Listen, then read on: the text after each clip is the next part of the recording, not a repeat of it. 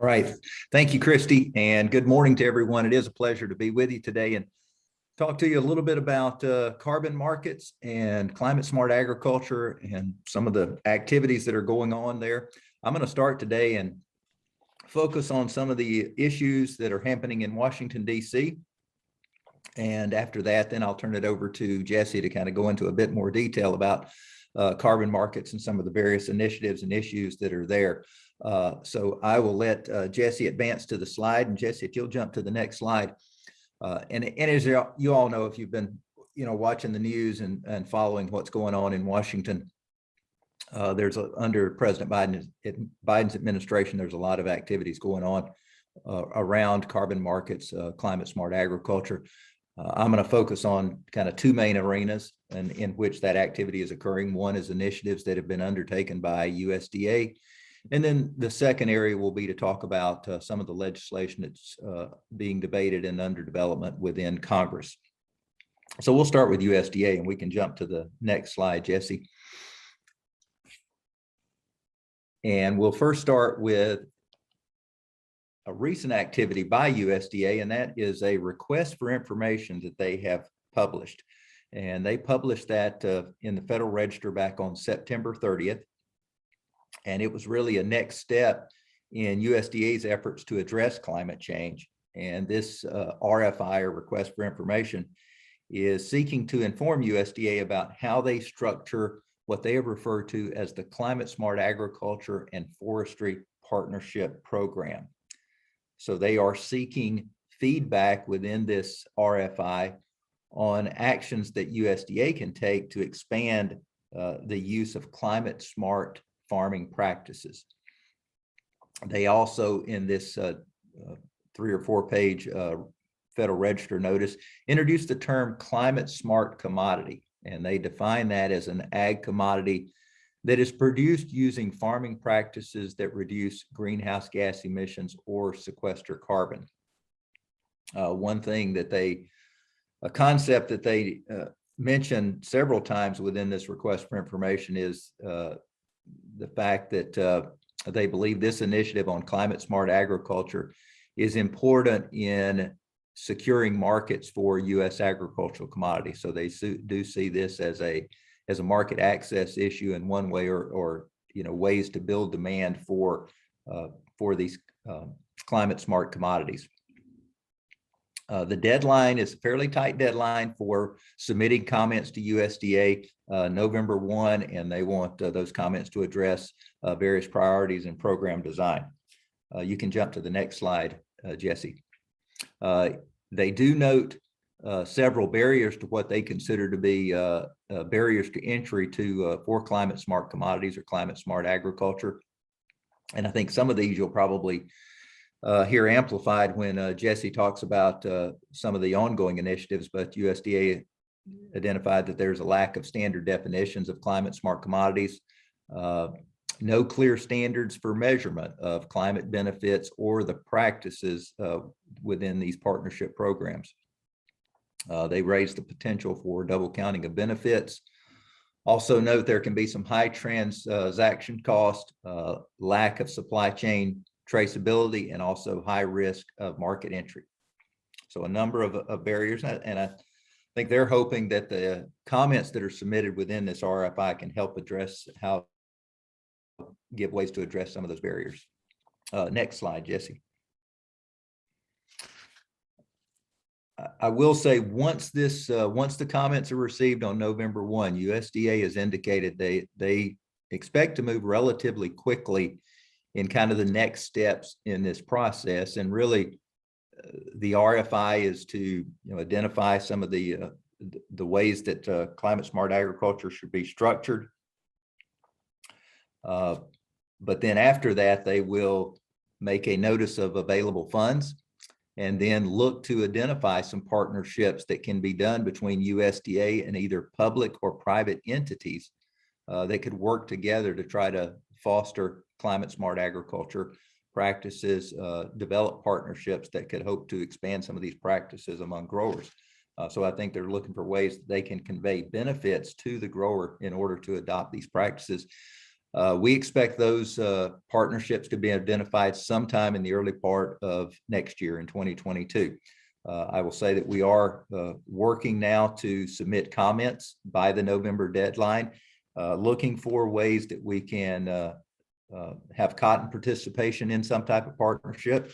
I think just final comment I'll make on this is that I think the work we're doing in the U.S. Cotton Trust Protocol and the enrollment we're doing with growers, the data we're collecting, I think that's a good step in the right direction. We hope we can use that as a stepping stone for opportunities to identify some of these types of partnerships. So we're going to continue to work toward getting our comments submitted by the November 1 deadline. Jesse, we can jump to the next slide and we'll move to the other USDA initiative. And this is a relatively recent announcement. I think it came out earlier this month. But I think further underscores USDA's focus on trying to address climate change, and a lot of it through identifying better ways to evaluate carbon sequestration.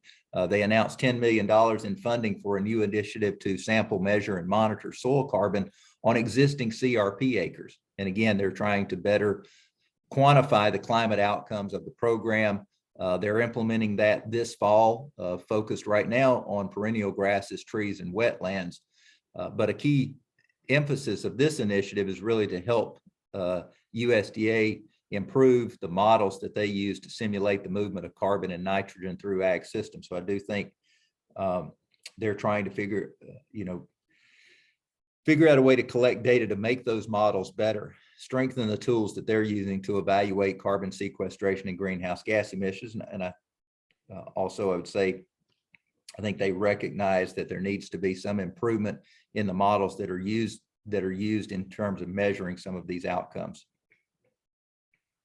So let's turn our attention now to Congress, and we can jump to the next slide and talk about legislative activities that are underway. And I'll begin with a big one that's been front and center in the news, a focal point in Washington now, and that's the Build Back Better reconciliation bill.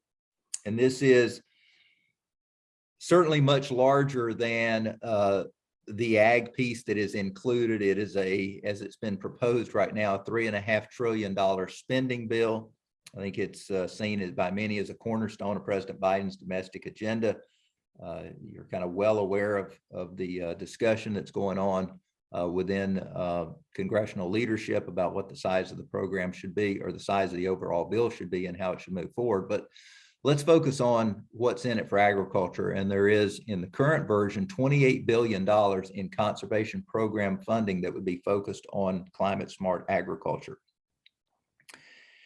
And that breaks down to $9 billion for the EQIP program, Environmental Quality Incentives Program, an additional $4 billion for the Conservation Stewardship Program, an additional $1.5 billion for the Ag Conservation Easement Program, $7.5 billion for Regional Conservation Partnership Program, and $1 billion for NRCS technical assistance, and then some additional funding for conservation innovation grants.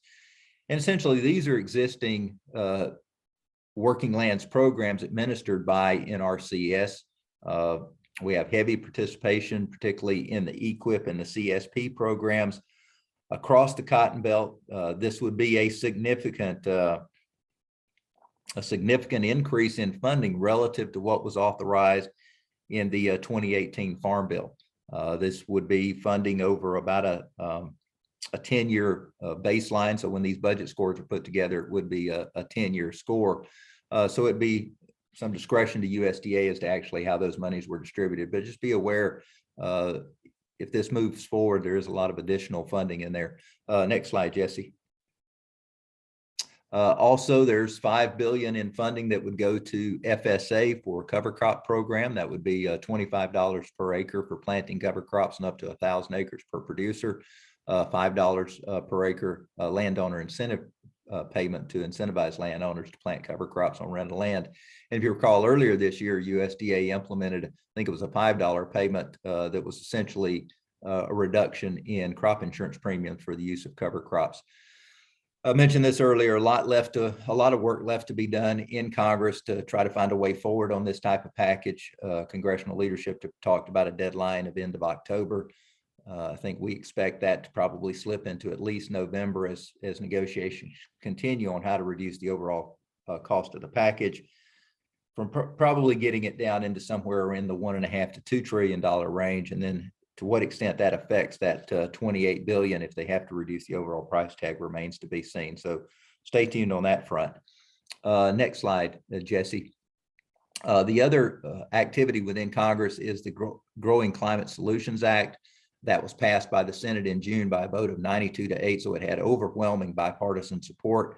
There is a companion bill in the House, but it has yet to be considered. A couple of main points of the Growing Climate Solutions Act is, one is to create a certification program at USDA to help address some of those technical entry barriers that we talked about in an earlier slide. They would also put together a new website that, as they term it, would serve as a one-stop shop of information and resources for producers.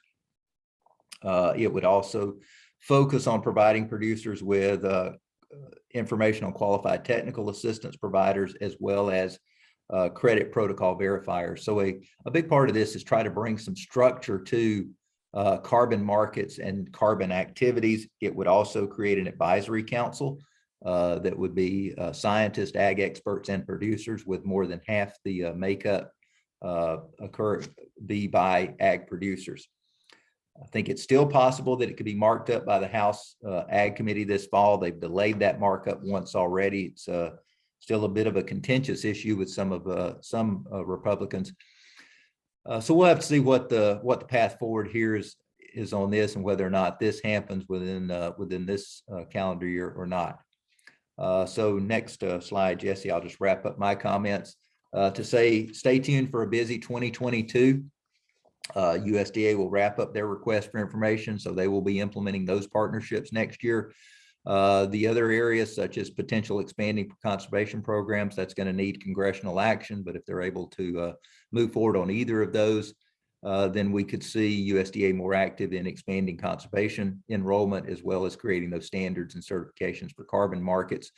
Just final point I will make is we're not quite yet to the Farm Bill debate. I do think there will be some initial hearings occur in 2022, and with more to occur in 2023. But I would anticipate that issues such as the role of conservation programs, the role of carbon markets, climate smart agriculture, I think it's going to be a key point as we look forward to that next Farm Bill debate.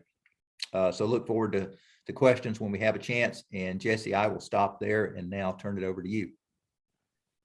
Great. Thank you very much, Gary. My name is Jesse Daystar. I'm the Chief Sustainability Officer at Cotton Incorporated and Vice President of Sustainability. So in this section of the presentation, we're going to get a little bit more into the wild, wild west of the carbon markets, and maybe discuss some of the questions you might be having. I might have some answers, but surely not all of them. And this slide just really, I saw something similar to this on another presentation, and just really, it really is the wild, wild west in terms of, we have many questions. There's a lot of unknowns. There might be a lot of money, as Gary pointed out, available to do certain things. So it's certainly of interest, and we want to make sure at Cotton Incorporated and National Cotton Council that if there is an opportunity, that cotton growers certainly are at the front of that line to take advantage of that opportunity. So I really look forward to running through these presentations with you and having some questions and answers after we do that. So I always like to kind of start out to say that this matters to consumers, and particularly climate change matters to the younger consumers. They're more and more aware. They've been brought up around the idea and awareness of climate change. And Generation Z, which is below me, so the up and coming folks, are really concerned. 34% say it's one of the most important challenges of today, along with pollution and too much waste. So as we look towards future consumers, sustainability and particularly climate change is front and center.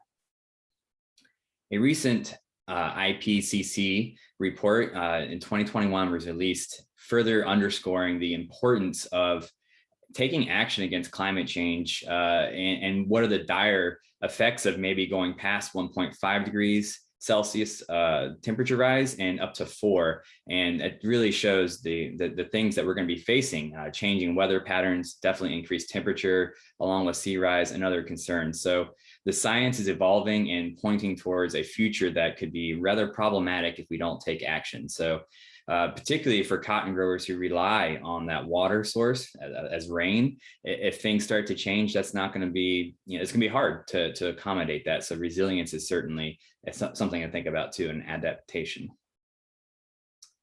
As Gary pointed out, there's a lot going on Capitol Hill and up in DC that certainly there's money as well as opportunity and major goals to reducing climate impacts. So Biden has a plan to cut greenhouse gas emissions by half by 2030. That's not that long from now. That's not, it's pretty close. So there's some real action that is going to take place over the next few years.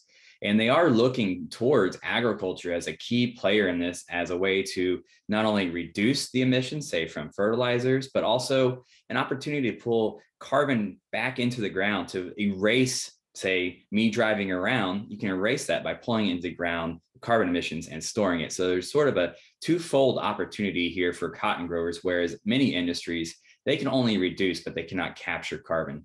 So that's a real opportunity that we hope to capitalize on. When zooming out to the apparel industry, there's been lots of studies looking at how much climate change impacts the apparel and fashion industry create. Here's 3 examples of that. So 1.2 billion tons equivalent of CO2, 3.29, 2.1, and that ranges from about 2 to say 7% of the overall climate change emissions from the earth. And while these are just estimates, I show this to say that the apparel industry is not insignificant. However, cotton production actually plays a smaller role in this than other areas such as knitting and dyeing and finishing and things such as that. Many brands, consumer-facing brands, retailers, as well as textile brands have made really aggressive climate change goals. For example, to be net zero on carbon by 2040, the climate pledge, Amazon has done so. So when you think about how do you reduce your emissions as a business, you can certainly get more fuel efficient cars. You can implement solar energy and renewables, but you're always going to have some emissions. No matter what you do. So a lot of times it's beneficial to say, let's reduce what I can, and then perhaps let's put carbon into the ground elsewhere. And that's where agriculture, forestry, and capturing carbon really comes into play, is how can we as an industry help these other brands and maybe our downstream partners capture carbon to reduce their climate impacts. And cotton certainly, as an industry, has a track record of improvement through time. Over the last 35 years, we've reduced our greenhouse gas emissions by 40%, which is quite significant, along with improving water, energy, soil loss, and land use. So we are not new at it getting better. We always focus on continual improvement and using best practices, and it shows. But I think we have to look into the future as how can we be part of the bigger picture and the solution for climate change. And the US cotton industry definitely has sustainability goals as of reducing climate change impacts by 39% by 2025. And those were adopted by the Sustainability Task Force in 2016. So these are certainly, we're well aware of what's going on in the industry, our downstream partners. We also have goals to improve, and we're working towards that constantly. There are many different players in the space of carbon markets. Here are just a few. Nori is one, carbon market removal marketplace. Saltwater Outcomes is another. We're actually working with them on a pilot project. Truterra, Indigo Ag. You've probably heard of a few of these, and you might have some questions, or you might question what their motives are, or does it make sense to engage with them. So throughout this conversation here, I'm going to give you some questions and some things to think about that would help you be more informed as to how you might want to approach these folks, and if you should get into the game, if you will. So we hear a lot of questions such as these, such as how do we overcome barriers of entry? This verification, something called additionality, which I'll talk about, financial barriers, cover crops aren't free. How would a farmer be paid? Is it an upfront check? Is it after several years, or every year? Also, your data is valuable. How is that going to be protected? Is some input provider going to see that data and take value from that and charge you more down the road? Things such as that are certainly important. Also, Gary mentioned, what the kind of blank slate around regulation. How is this going to be regulated? Who makes the rules, and are those rules changing? How long are contracts? That certainly is a big one. And what happens if you break that contract? And, I don't want any cotton grower to sign up to an unfair contract and be, up in a bind later. And what is realistic to expect? And certainly trust is important, and who can you trust? So these are all things that you probably have running through your mind, amongst many more. So we hope to kind of get through a few of these here, and just to kind of lay some foundational information, what a carbon offset is. So imagine, you see here an airplane. Well, when you travel through the air, it certainly creates a significant amount of CO2. And while you can use some biofuels, for example, it's hard to put solar panels and to completely go to renewable energy on an airplane, just because it has to be light and aerodynamic. Solar panels are not going to help that. So in reality, Delta or other airplanes are going to probably have CO2 emissions, but if they have reduction goals, they could potentially pay somebody to plant trees or implement renewable energy solutions such as solar or wind to offset some of their emissions. And they would pay those individuals or those businesses to do so. And then the businesses would give them a credit and some sort of certification to say that they have done an action that reduced impacts on climate change as a result of that a payment and initial system from the airline company. So it's sort of a system of where we can't reduce, we can actually capture, and it's somewhat of a wash in the end. And typically, this is measured on a ton of CO2 equivalents. So it includes such things as methane and nitrous oxide, but it's all related back to CO2, and that is a metric ton. So that's what you're buying when you say purchase a carbon credit, and that's roughly around $15, $20 a day. To make these carbon credits, there's two different ways. One is capture it. And you can actually, capture carbon in the ground by using cover crops and reducing tillage, amongst other activities that actually store carbon in the ground. And storing it for long periods of time is what we're looking for. So carbon capture is one route towards creating a carbon credit. The second is reducing emissions. Here is just a pie chart that shows the emissions associated with cotton production. I just call out fertilizer and field emissions, which is primary fertilizer and nitrous oxide. So you can actually say you could get rid of part of that field emissions by using cover crops or reducing your or being more efficient with your nitrogen. That reduction could potentially count as a carbon credit, and you might be able to get paid for certain activities that reduce your overall emissions at your field. So there's two different ways: carbon capture and reduction of emissions, or abatement is another term for that. So here's an example of how you might get paid. Soil and Water Outcomes is one individual group that's offering these types of services. They might pay a farmer to implement cover crops and reduce tillage. They would verify that that is actually going on in the field. They might do some carbon soil testing, some modeling to make sure that you are doing what you're doing. They then can verify that you have captured carbon, and then they might sell that to an outcomes customer, say it's a Levi's, Target, Amazon, somebody who has goals at reducing climate change. And that money would then go back to Soil and Water Outcomes and be transferred back to the farmer. So you see this as a system here. If somebody has a want for a product, and that's the brands that they want to buy a carbon credit, and they're willing potentially to pay cotton farmers to do so. And there's these systems such as Soil and Water Outcomes that makes this all come together and potentially work.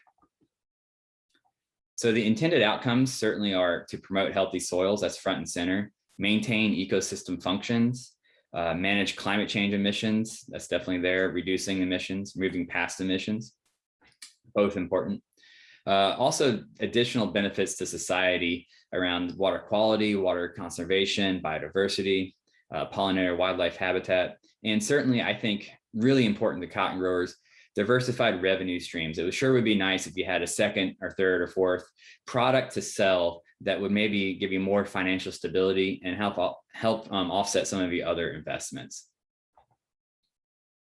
Examples, I mentioned a few of what actually might qualify for these types of carbon credits. So conservation cover crops, crop rotation can help, livestock rotation is one opportunity, no-till or strip-till, nutrient management improvements, buffer strips, tree shrub establishment, farm ponds, perhaps as well. So there's different ways to create these benefits to the soil and maybe to other ecosystem services. And I do want to call out that this conversation is primarily focused on carbon, but reducing water emissions is another opportunity where you can even stack different benefits or ecosystem services together to get even a higher price paid to the cotton grower. So improving water quality is another way in which you could get some benefits similar to the carbon market.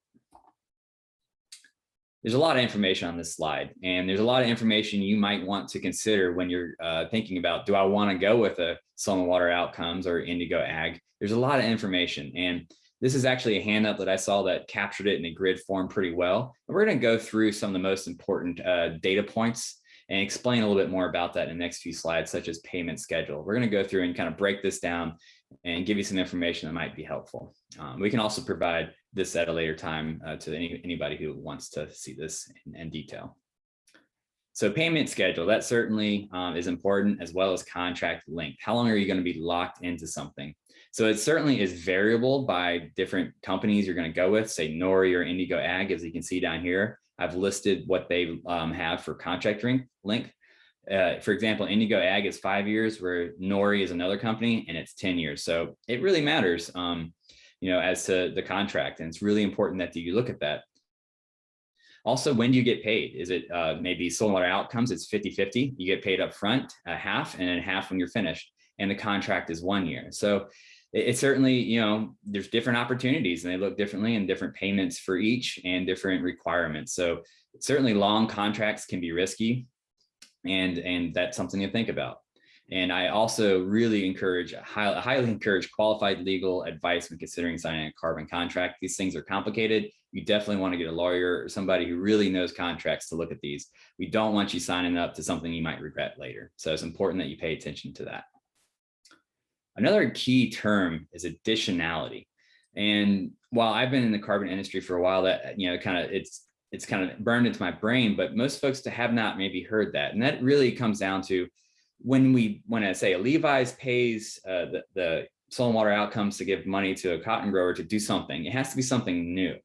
And it's to create change to reduce our climate impacts, not to continue on, but to reduce it. So if you've already done cover crops, that's not additional. But if you're considering it now, and you would maybe use this money to do it, that would be additional. So it means that the activity would not have otherwise been done if the buyer didn't ask for it and potentially pay for it. So it's all about, it's going above and beyond what the business as usual is.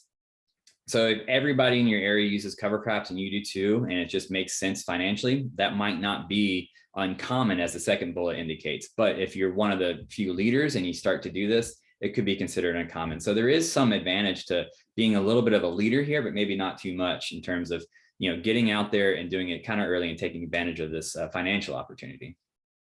So you can see here that pretty much all of the ecosystem service providers here, soil and water outcomes, Indigo Ag, they all do consider the requirement for additionality. It has to be a new practice that you wouldn't have otherwise done in order to get a payment. So maybe you do use cover crops and reduce tillage, but what happens if you do need to till, or if something happens to your cover crop, you can't get in your field, what happens? So when you break a contract, there certainly can be financial recourse. There's different terms within each contract as to how to handle this. So that's something to consider, because life happens, and certain providers have different policies around that. Maybe you don't get paid. Hopefully you don't have to pay anything back, or maybe payments resume the following year. So there's different ways in which this is handled. And that certainly is one that I'm concerned about. So it's really important that you consider that in what you're signing up for. If it's a year-to-year contract, well, maybe you just break 1 year versus a 10-year contract and you lose all your money. So that really kind of goes to show that, shorter contracts certainly give you some advantages. Another thing that's important around carbon capturing. So if we use cover crops and reduce tillage, the idea is that we're putting carbon into the ground for a period of time. And that takes the CO2 out of the air and helps us not increase the temperature of the earth. But what happens if you pull it in to the ground and then you release it next year? Well, it didn't do so much. So brands and the ecosystem service markets are trying to store carbon for longer periods of time. Some ways of the science are indicating that you need to store carbon for perhaps 100 years. While that might not be practical for a cotton grower, because that's a long time from now, there certainly is the idea that we want to capture the carbon for a period of time, perhaps many years. And how do we store that and verify that over many, many years? And that's a challenge. because going to the farm, taking soil samples, that certainly is a cost to the program and to the system. And carbon, as we know, is a natural cycle. When you introduce air into your soils, it's going to microbial activity is going to break down that organic matter and release it as CO2. So there is a certain cycling, but we want to have it be captured and increase the actual content in the soil, the carbon content in the soil through time, and hopefully maintain that and don't draw that down at a later point. Another thing that I hear a lot of heartburn about is, well, if you are a leader, and I think frankly that many of the folks on this call are, and you've been doing cover crops and reduced tillage in your area for some time, well, you might not be qualified to be additional or to get payments because you've been doing this for so long. It wouldn't be a new practice. And while I really commend you and your leadership and innovation to doing this and commitment to sustainability, if perhaps have been doing it longer than say 5 years, you may not be available to get payment for that area that you've been doing it on. Maybe if you add additional practices, perhaps you might be able to get paid for those. But if you've been doing this for a while, you might not be able to get paid. Some certainly do look into the past and give you some opportunity to recoup some of those costs or to get paid for maybe up to 5 years, but not all do. So that's a real heartburn. I think that if the industry, if this comes to be, we certainly do need the knowledge, the help, and the support of the early adopters and leaders who've been doing this for many years in order to make it available to the others, because that peer-to-peer learning certainly is important. Third-party verification is another component of this, and I know that probably very few of you would prefer to have somebody come onto your farm and test your soils and do all that, but it is important, and that's going to be part of verifying that you have indeed done a cover crop and that cover crop did actually capture carbon in the ground and how much. Those types of verifications and testing the soil are going to be required. And for how long is a good question, and who pays for that? Is it you or is it the program? And will that actually affect your daily operations? Are they going to get in the way and slow you down? And what really will they be checking? So there's certainly uncertainty around what this will entail. But it's something to take a close look at. So soil and water outcomes might have a yearly visit, or there's opportunities for remote sensing through satellites and other activities. But there's different brands and different companies have different ways of doing it, such as random visits and evidence checks for indigo ag. So it could be very different for each program. So it's important that you pay attention to that in your contract and know what you're signing up for and be comfortable with that. Here's just one example of carbon price. I know you're probably really waiting for that. Carbon markets in terms of the buying is roughly, it changes, it's a market price, but $15 a ton of CO2 equivalents, that might be what I could buy a carbon credit today for. And I want to point out that there's a quality component sometimes to this in terms of, maybe some credits have a higher verification, more certainty, and some have lower. So there's certainly something to think about.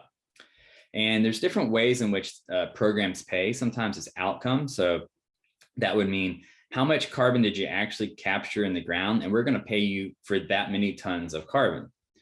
Other ways of doing it would be practice-based. So I'm making it, let's say Bayer right here says, it's the grower, if you do no or strip till, we'll give you $3 per acre per year. If you do cover crops, well, we'll up that additional $6 per acre per year. Perhaps for a total of $9 per acre per year. So they're paying you to actually do a practice that will result in the carbon capture, but they're not going to be paying you just on that, but they're paying you on the practice. And it's important to know that while $15 a ton might be the market price now, it's highly likely that could either go up in the future, maybe down, and the prices will certainly be somewhat volatile.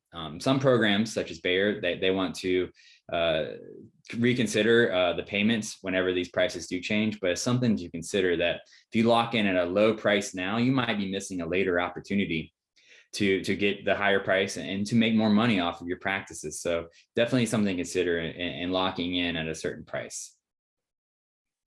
So a lot of information here. I don't have all the answers, but this is certainly some of the information that you'd want to consider and what you should pay attention to here on this slide. Certainly pay attention to the business plan of the developer, whether that be Bayer or Soil and Water Outcomes, the folks who are generating carbon credits. Know how they are making their money so that you can better understand what's going on. certainly have to know, what are you going to be on the hook for? Is it a practice? Is it carbon monitoring? Know exactly what you're signing up for. How long that will have to be in place, who's going to verify this, and how will it be measured, and when will you get paid? All very important.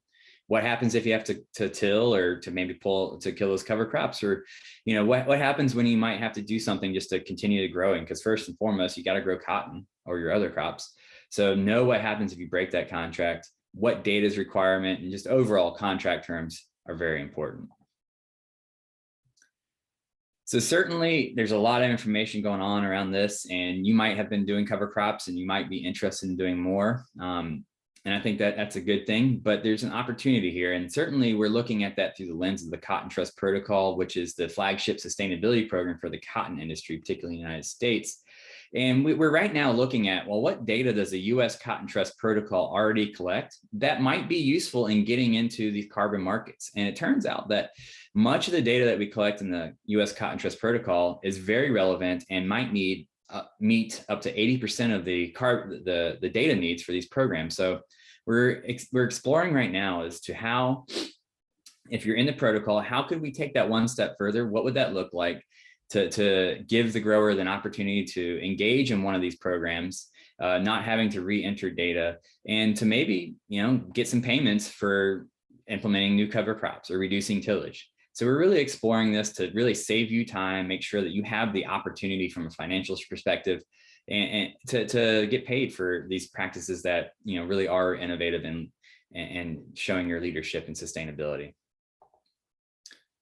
Certainly there's more resources to come in the future. Cotton Incorporated, along with National Cotton Council, put this presentation together. And we also have a couple of longer form documents. One is a one-pager, really it's a two-pager that is a front and back, that gives you some questions that you might consider, some of the things we talked about here today that you can have on hand. And there's a longer paper too, about 10 to 12 pages, that we'll be distributing as well, that goes into some of the more fundamentals. This is really just tip of the iceberg here that is touching some of the highlights, but there's definitely more to learn. So there's we're going to be putting those out to make sure that you have the information you need, and that we can really help you to navigate this into the future. And if I was to talk to you right now as I am and say, this is what I would do, I would suggest maybe learning about the markets. Don't sign up your whole farm. Maybe work with one or two providers and just do a little acreage, or enough to understand how this works, but don't sell it all.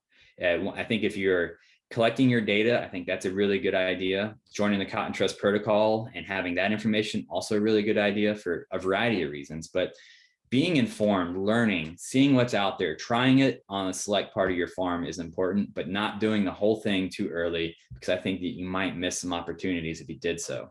So I think those are some key takeaways here, and you'll see that in our documents as well as we produce those. And we hope to do some more webinars, because it seems to be a really hot topic, and everybody wants to learn more. So with that, I think we can open it up for questions. It's been always fun to talk to y'all, and I look forward to the great conversation and continuing to provide information around this topic. Thanks.